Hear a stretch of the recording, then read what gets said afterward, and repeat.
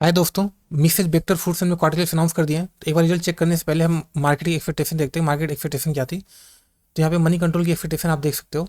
तो money control के हिसाब से इसका जो प्रॉफिट है वो 34 करोड़ आना चाहिए था, मतलब करीब 0% की ग्रोथ आनी चाहिए थी। एक बार हम एक्चुअल रिजल्ट चेक करते हैं। तो हम यहाँ एक्चुअल रिजल्ट चेक करें तो आप देखो तो इस कंपनी का जो प्रॉफिट है वो उतना ही है जितना एक्सपेक्टेशन था, 34 करोड़ का। नियरली 0% की ग्रोथ आई है प्रॉफिट के अंदर। और हालांकि रेवेन्यू कंपनी बढ़ा 15% से। तो रेवेन्यू बढ़ा है, प्रॉफिट घटा है। प्रॉफिट मतलब सेम रहा है, मतलब कि कंपनी के मार्जिन जो है खराब हुए हैं, ओबीएम कंपनी का गिरा है। तो वैसे तो मार्केट एक्सपेक्टेशन इसने ना तो मिस किया है ना बीट किया है, न्यूट्रल है।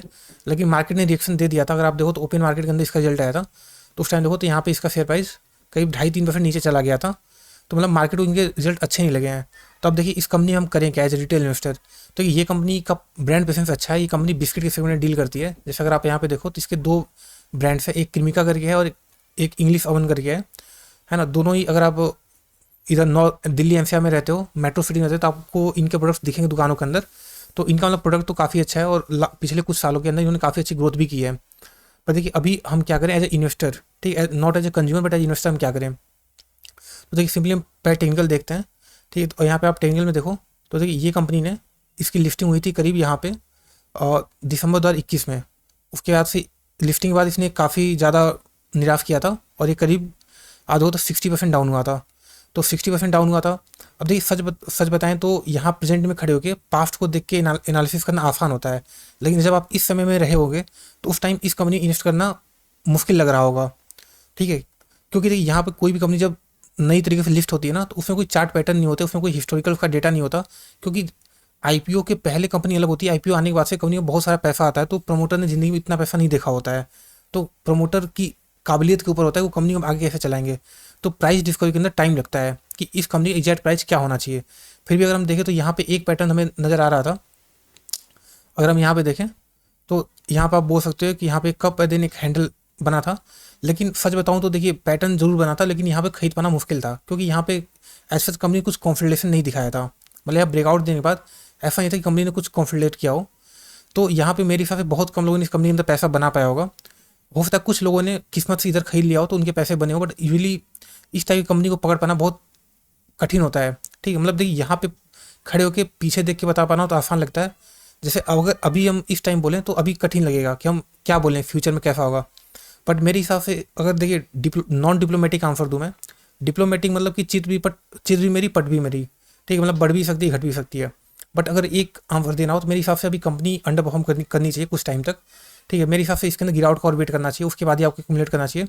कंपनी नो डाउट अच्छी है, लेकिन अगर आप यहाँ पे अगर हम कंपेयर करें, जैसे ये कंपनी फूड के अंदर है, मतलब एफएमसीजी कंपनी है फूड के अंदर। तो जैसे यहाँ पे आप चार कंपनी जैसे मान लीजिए नेस्ले, ब्रिटानिया, बिकाजी और मिसेस बेक्टर। जैसे बिकाजी अभी के टाइम पे आप देखो तो सबसे अच्छा ये कंपनी ग्रो कर रही है। आप देखो तो इस कंपनी की जो सेल्स है 5 साल में 20% से ग्रो किया है। और प्रॉफिट भी 44-39, मतलब करीब 40% से प्रॉफिट बढ़ा है। और जो सेल्स है वो 20% से बढ़ी है। और इस मिसेस बेक्टर की आप देखो तो 5 साल के अंदर इसका जो प्रॉफिट है वो 15% से बढ़ा है। और प्रॉफिट नहीं, सेल्स। और प्रॉफिट ठीक बढ़ा है। हालांकि आप देखो तो जैसे नेस्ले, नेस्ले बहुत बड़ी कंपनी है, बट इसका भी सेल्स 15-16% से बढ़ा है। तो ऐसा नहीं है कि ये कंपनी ने कोई बहुत ही अच्छी सेल्स की हो। ठीक है, मतलब आप देखो तो 16% का जो सेल्स है वो नेस्ले का है। मिसेज बेक्टर का भी 16% का ही है। हालांकि इस बीच ब्रिटानिया ने खराब किया है। आप देखो तो ब्रिटानिया का सिंगल डिजिट में है। तो ब्रिटानिया तो अभी देखिए इन्वेस्टेबल कंपनी नहीं लगती है, मतलब ग्रोथ के हिसाब से। बट ये जो कंपनी इसने भी सेल्स कोई बहुत ज़्यादा नहीं बढ़ाया है। और जैसे जैसे कंपनी बढ़ती जाएगी, बेस इफेक्ट इसके सामने आता जाएगा। बेस इफेक्ट मतलब आपका बेस जो है वो बढ़ता जाएगा। तो उससे परसेंटेज ग्रोथ रिटर्न ला पाना बहुत मुश्किल है। जैसे आप देखो तो ये जो इन्होंने इनका जो शेयर प्राइस ये बढ़ा था। ठीक है, अगर हम इस चीज़ की बात करें कि ये जो शेयर प्राइस है वो ऐसा क्यों बढ़ा था, तो उसका एक रीज़न है कि कंपनी का पी एक्सपेंशन हुआ था। जैसे अगर हम यहाँ पे इस कंपनी का पी पे नज़र डालें तो आप देखो तो ये कंपनी का पी उस टाइम पे यहाँ दो तो 30 का पी में था, 20-30 पी होता है छोटी कंपनी के लिए, 20-30-40 का पी ठीक होता है। उसके बाद इस कंपनी की अर्निंग नो डाउट बढ़ा था। हाँ देखो तो ये जो बार्स होते हैं ना, ईपीएस का चार्ट होता है, तो ये बड़े थे। बट कंपनी के साथ में पी भी एक्सपेंड हुआ था।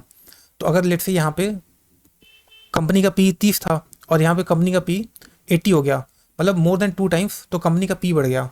और अर्निंग भी लेट से 3 टाइम्स बढ़ी, मतलब मान लो पी तीन तीन टाइम्स बढ़ा और 3 टाइम्स कंपनी की अर्निंग भी बढ़ी, तो टोटल 9 टाइम्स का रिटर्न मिल जाता है शेयर प्राइस के अंदर में, है ना, 9 गुना। तो इसलिए, लेकिन अब देखिए यहाँ पे जो कंपनी की जो पी है अभी के टाइम पे, अब तो 64 का पी है। तो 64 का पी पे क्या आपको लगता है ये 64 का पी बढ़ के 180 का पी हो जाएगा? मतलब 3 टाइम्स पी एक्सपेंशन होना बहुत मुश्किल है। अब यहाँ से मोस्टली या तो कंपनी बहुत अच्छे अर्निंग दे तो इसका स्टॉक प्राइस सेम रहेगा, तो पी रेशियो घटेगा, ठीक है।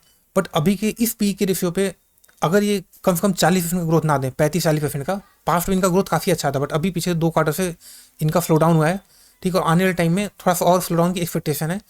तो मेरे हिसाब से अभी इस कंपनी को, ठीक है, मतलब नॉन डिप्लोमेटिक आंसर दे रहा हूँ मैं, थोड़ा कंपनी मेरे हिसाब से साइड में जाना चाहिए थोड़ा सा, या मे भी थोड़ा सा प्राइस करेक्शन है, थोड़ा टाइम करेक्शन है। बट अभी इस टाइप की रैली तो थोड़ा मुश्किल लगती है, ठीक है। मतलब ये इस टाइप की रैली बहुत मुश्किल है कि आप सोचो कि ये यहाँ से ऐसे चली जाए, तो ऐसा मुश्किल है। हो सकता है शायद यहाँ से थोड़ा और नीचे आए, अब मे भी कॉन्फिडेंट करें, देन ये जो जोन होगा उठाने वाला होगा, ठीक है। बट अभी इस प्राइस पे तो थोड़ा सा कहना मुश्किल है, ठीक है। तो ये रहा वेक्टर फूड का एनालिसिस। बाकी अगर आपको वीडियो अच्छा लगता है वीडियो को लाइक कर सकते हो, चैनल को सब्सक्राइब कर सकते हैं। Thank you.